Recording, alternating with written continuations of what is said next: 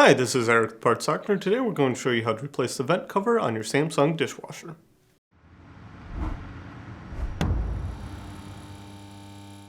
If you need to purchase a new vent cover from your Samsung dishwasher, you can check out our website, partsdoctor.com, where we sell parts for all major appliance brands.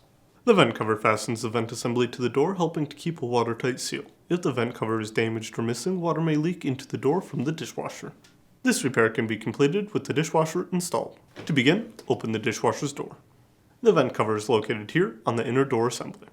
Twist the vent cover counterclockwise to remove it. If you can't remove it with your fingers, you may need to use pliers to help to grab onto it. Be careful not to damage the cover.